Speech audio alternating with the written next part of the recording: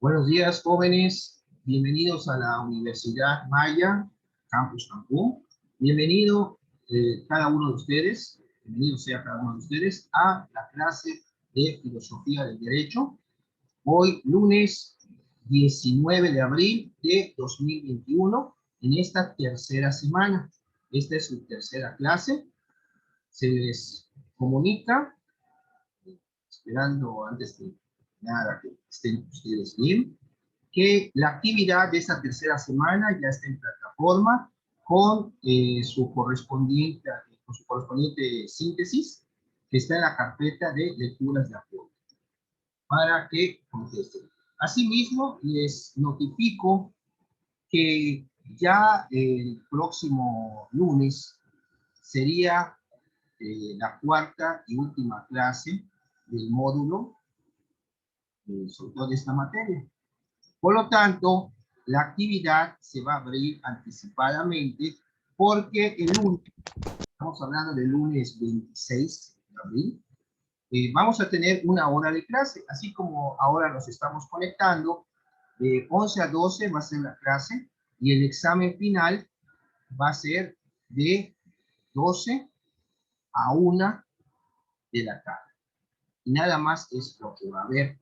Entonces su actividad va a estar abierta 2 días antes, quiere decir sábado y domingo, para que ustedes puedan leer, contestar su actividad, su última actividad, la número 4, porque ya el lunes únicamente vamos a tener la hora de clase y ustedes su hora del examen y se cerró el módulo. Para que entonces ya después de la 1 de la tarde, la coordinación académica ya tenga a su disposición las calificaciones de todos ustedes. Por eso tomen nota, la actividad número 3 ya está en plataforma y también la 4. Solo que la 4 va a abrir 2 días antes del lunes, o sea, desde el sábado, pero cierra el domingo a las 23:59 horas. Así, el lunes solo es su clase y su examen final. Pero ya deben de haber contestado su cuarta actividad. Por eso tomen nota que la actividad, la número 4, va a estar abierta de 2 días antes del lunes. O sea, el lunes es solo la clase y el examen, pero la actividad cierra el domingo casi a la medianoche, o sea, a las 23:59 horas. No sé si tengan alguna pregunta al respecto.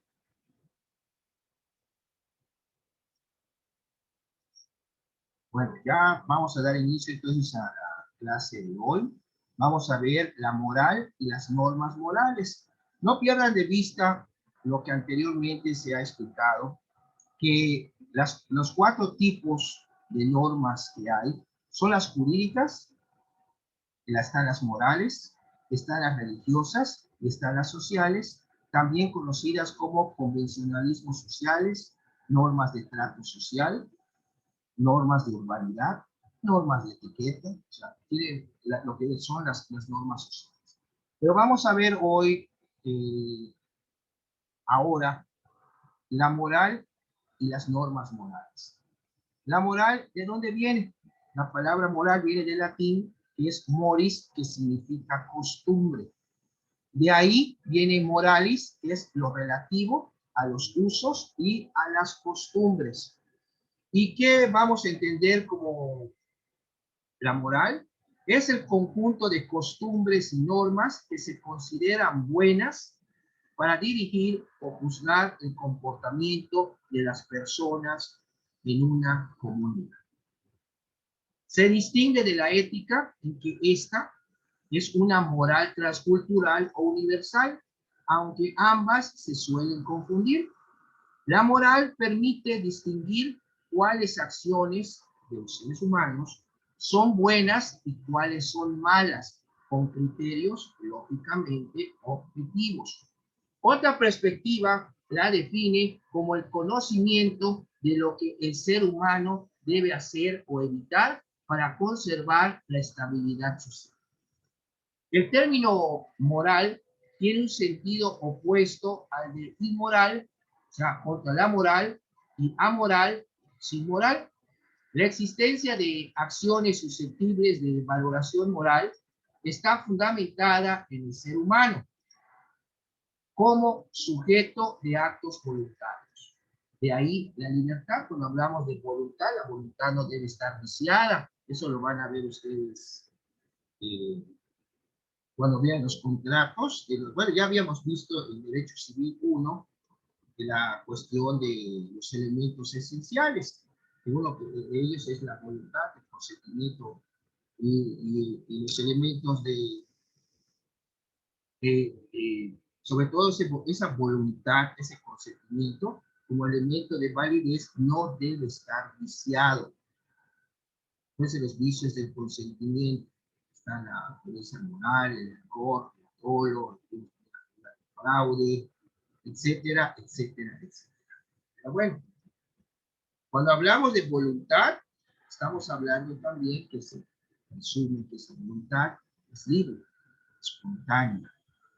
Ustedes cuando deciden algo, se supone que están decidiéndolo por motivo propio, por decisión propia. Por eso es muy importante el elemento libertad que también ya hemos visto.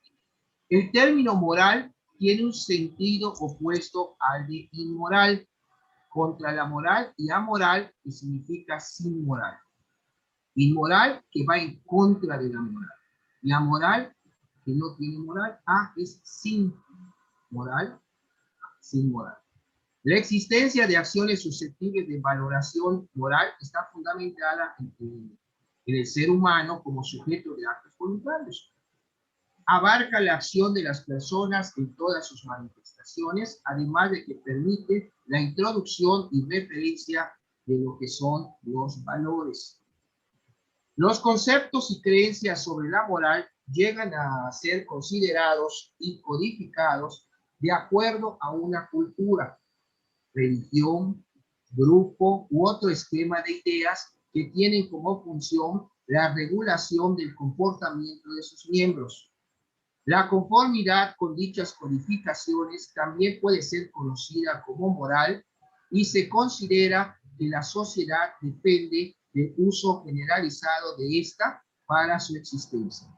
En la práctica suelen darse conductas morales que están basadas no en planteamientos religiosos, sino coherentes con una determinada antropología, cómo se debe comportar el hombre en sociedad.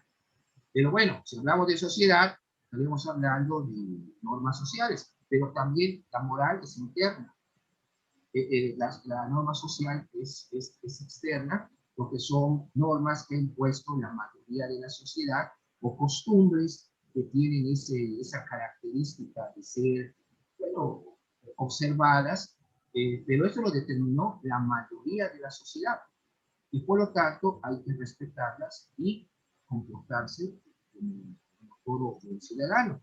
Ya lo moral ya es interno. Hay diversas definiciones y concepciones de lo que en realidad significa moral, lo que ha sido tema de discusión y debate a través del tiempo. Múltiples opiniones concuerdan en que el término representa aquello que permite distinguir entre el bien y el mal de los actos, mientras que otros dicen que son solo las costumbres las que se evalúan virtuosas o perniciosas. El concepto de la moral hay una diferencia con el de la filosofía moral, que es el nombre por el que también se le conoce a la ética. Filosofía moral o ética es lo mismo. Que esta última reflexiona racionalmente sobre los diversos esquemas morales con la finalidad de encontrar principios racionales que determinen las acciones éticamente correctas y las acciones éticamente incorrectas. Es decir, la ética va a buscar los principios absolutos o universales independientemente de la moral de cada cultura. O sea, ¿qué quiere decir? Que la ética estudia la moral.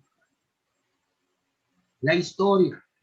Todas las sociedades tienen un conjunto de conductas que son el núcleo de una concepción moral ampliamente compartida por los individuos del mundo. En Occidente han sido particularmente importantes las concepciones morales de las religiones como el judaísmo y el cristianismo. En Oriente, el confucianismo o el budismo también han ejercido un fuerte influjo en el núcleo moral de las sociedades asiáticas. Ahí, si bien es frecuente remontar lo que es la reflexión moral occidental a lo dicho por las escuelas grecorromanas, donde la moral se enseñaba en forma de preceptos prácticos. La reflexión moral fue particularmente importante en la antigüedad egipcia, a juzgar por la gran cantidad de textos de carácter moral que han sobrevivido. En la antigüedad grecolatina se elaboraron numerosos textos tales como las máximas de los 7 sabios de Grecia, los versos dorados de los poetas de Grecia, o bien en forma de apologías y alegorías, y hasta que después se revistió de un carácter filosófico.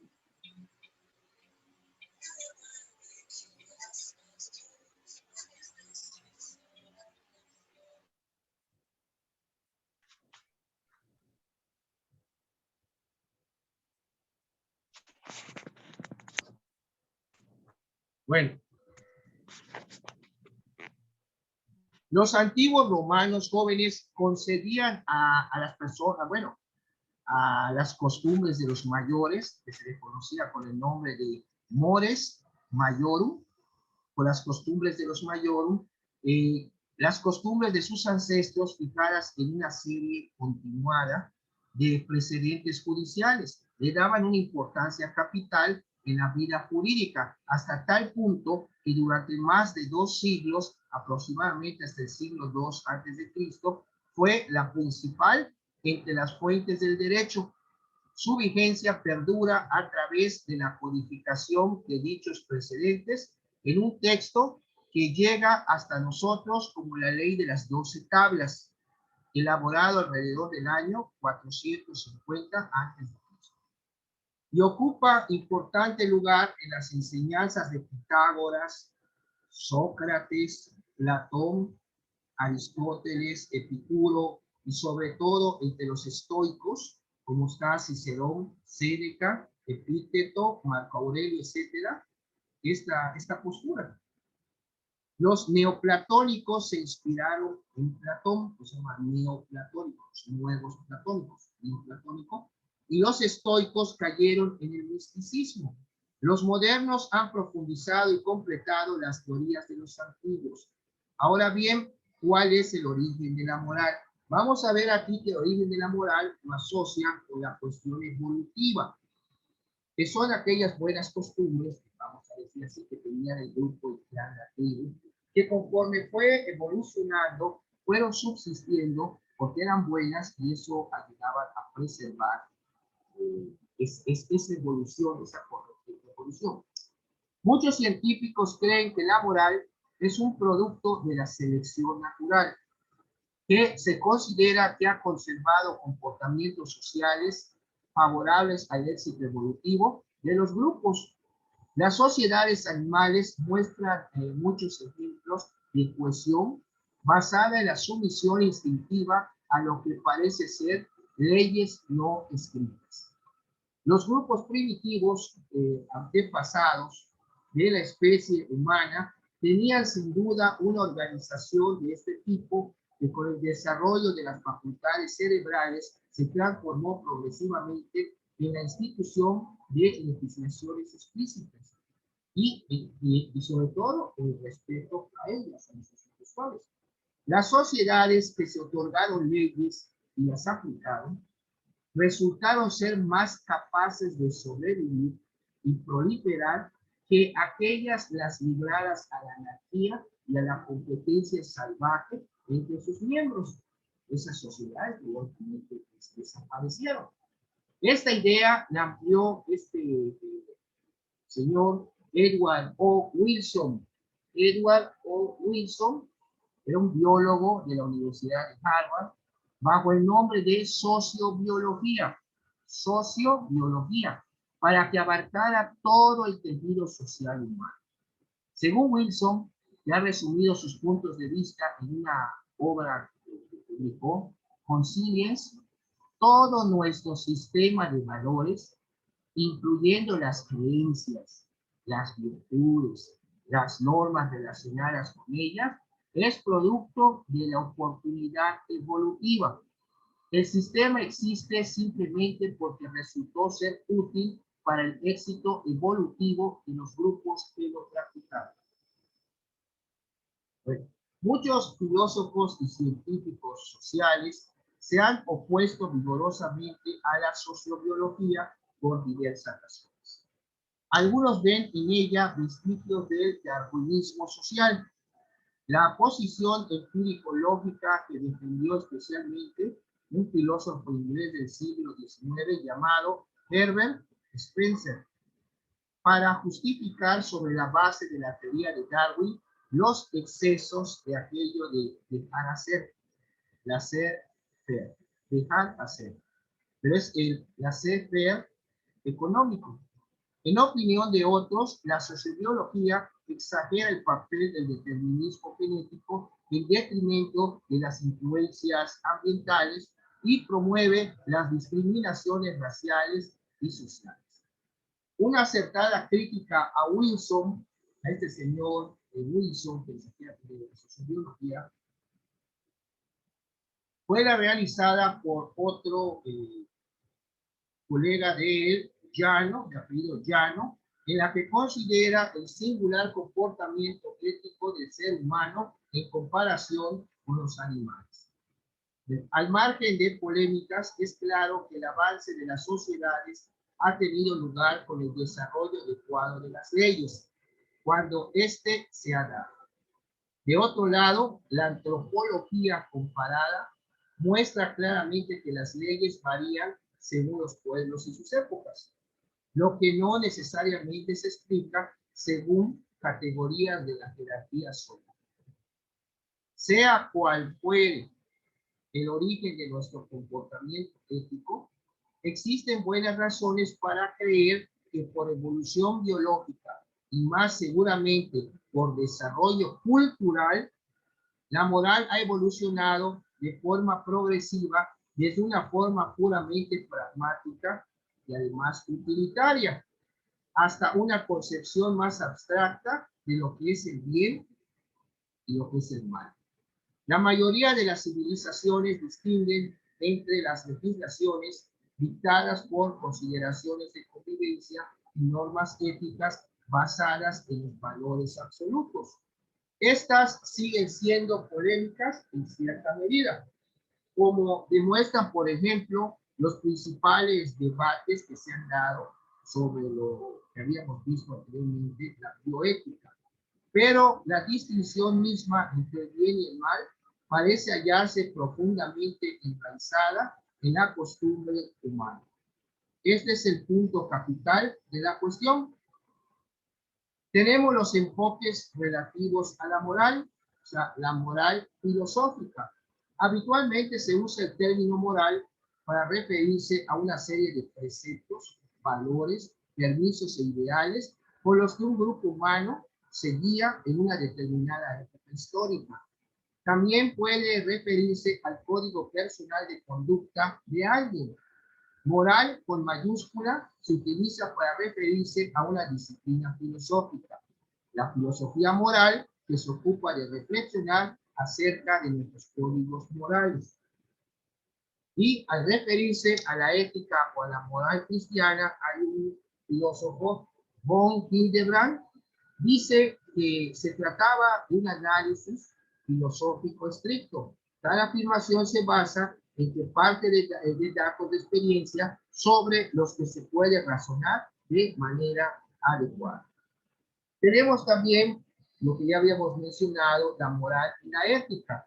Varios autores consideran como sinónimas estas palabras, debido a que sus orígenes etimológicos son similares y remiten al carácter propio de los hábitos de un grupo.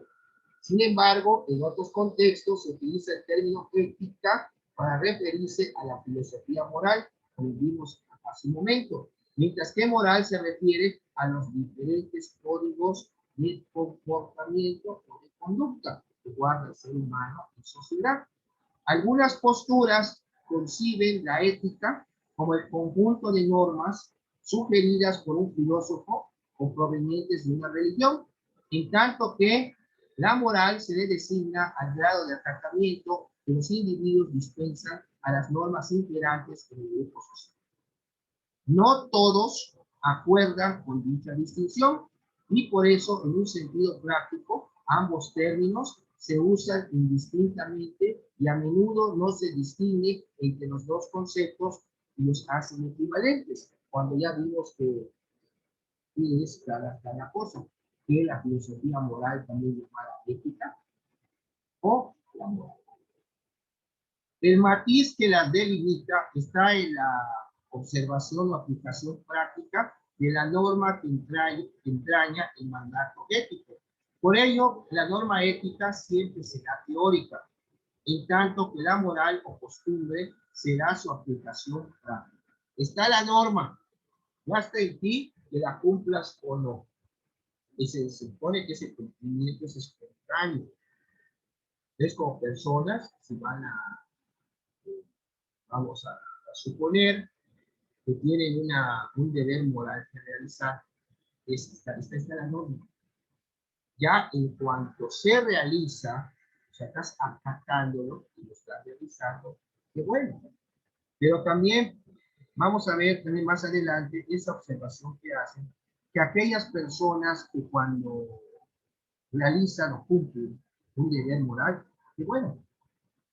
Pero aquellas personas que lo realizan sin tener que considerar que es un deber moral, sino por su propia, su ética personal lo realizan, y bueno, porque consideran que es lo correcto. No es lo mismo cumplir porque tienes que cumplir a que cumplas espontáneamente. Es como el caso de los impuestos. Sabes que tienes que pagar impuestos. O sea, si tú vas, no, pues es lo correcto, o quieres evitar alguna situación, pero tú vas y sin que te estén presionando, tú vas y pagas. Pero está la norma ahí, hay un deber incluso jurídico, de que estamos hablando de una norma jurídica en este aspecto. Pero en la cuestión jurídica no le interesa al derecho de cuestión interna. Está la norma y tú la tienes que cumplir, te guste o no. Y si no cumples, ahí está la posibilidad de la norma para hacerla. En la norma moral no. La norma moral se supone sí, que tú quieres ayudar al prójimo, digamos, considerar que es un deber moral ayudar al prójimo, pero no te interesa. Posiblemente lo quieres hacer para no ser criticado. Eso es otra cosa. Entonces, si lo estás haciendo por temor a que dirán, si no lo haces, no puede considerarse como 100% moral a que tú lo hicieras eh, por iniciativa propia, no por lo que dirán, sino porque es lo correcto. Bueno,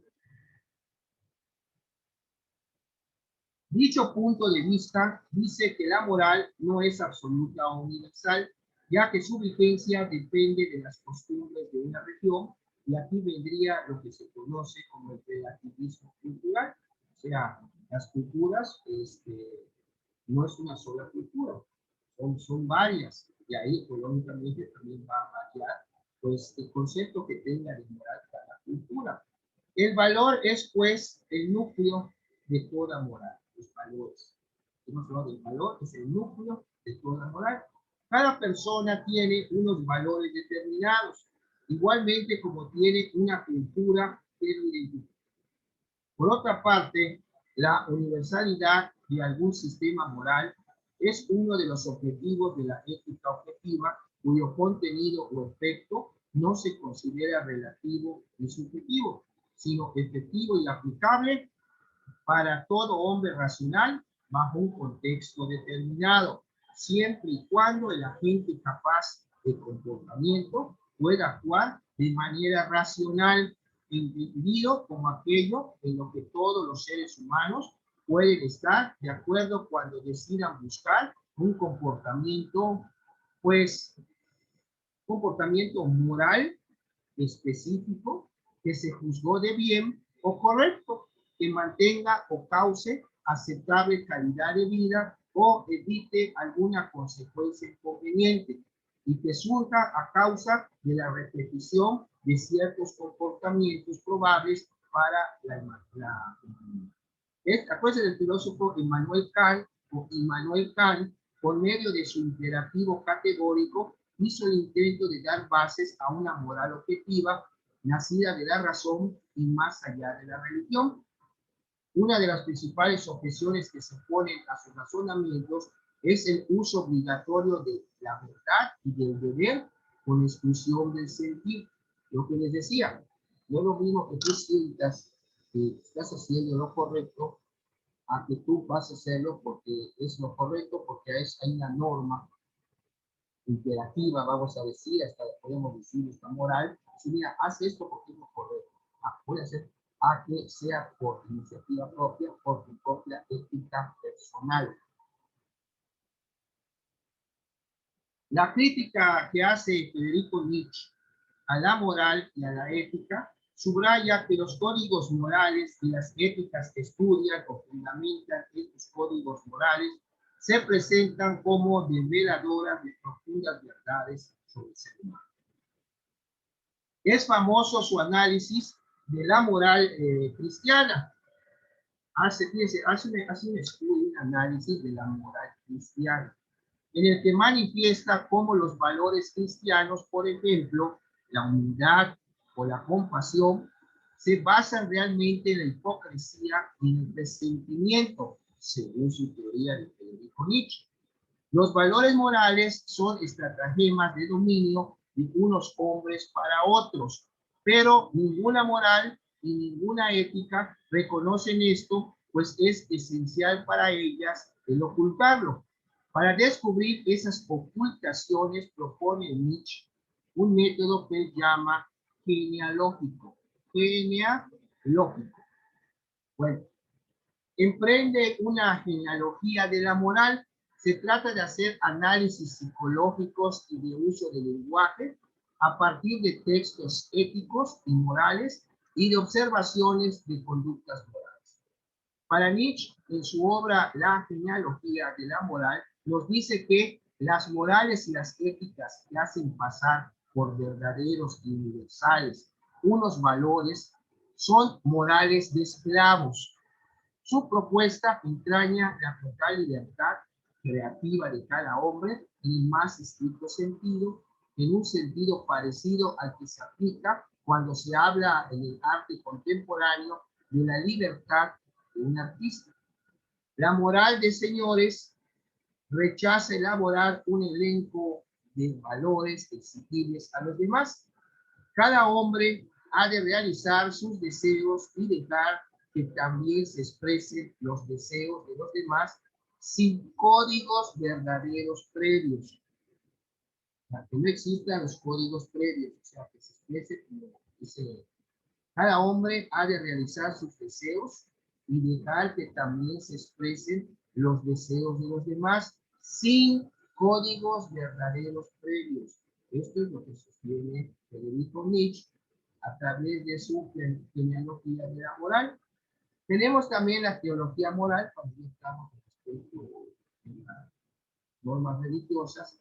En el cristianismo hay un área de estudio teológico que considera la moral como la determinación de lo que dicta lo malo y lo bueno.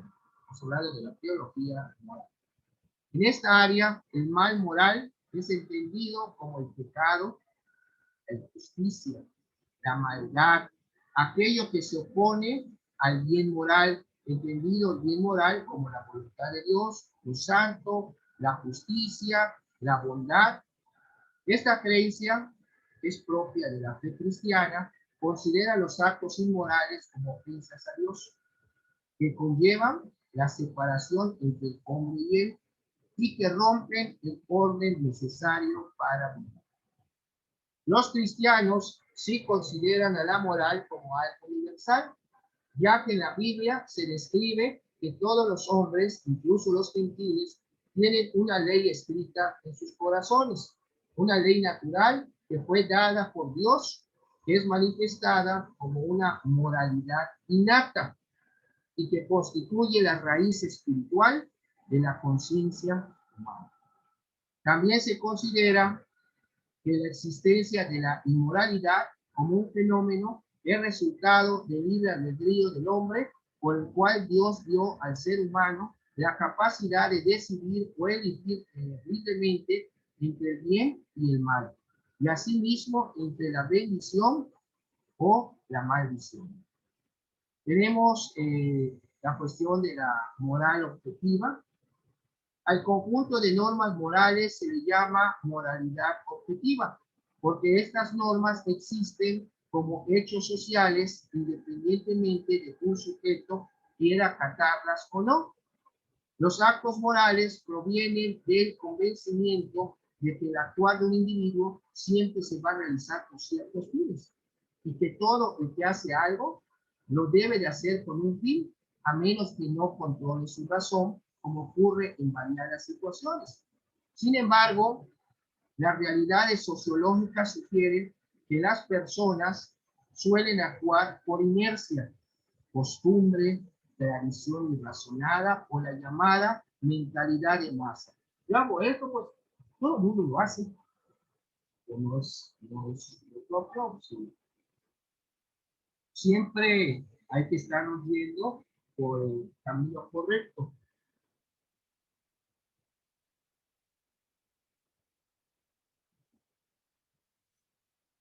Opuesto a esta postura de autojustificación está la aceptación por parte del individuo de lo que es su responsabilidad.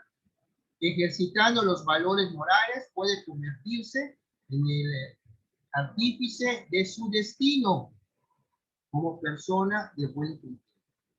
A lo largo de la historia y de las diferentes culturas han existido distintas visiones de la moral. Generalmente la moral se aplica en áreas en las que las decisiones de las personas expresan una intención relativa hacia otros individuos. De hecho, existe una disputa académica sobre si la moral puede existir solamente en la presencia de una sociedad o también en un individuo hipotético sin relación con otros individuos. La moralidad se mide también cuando la persona está sola, no está siendo observada por nadie, por ejemplo, en situaciones donde se requiere tener mucha integridad.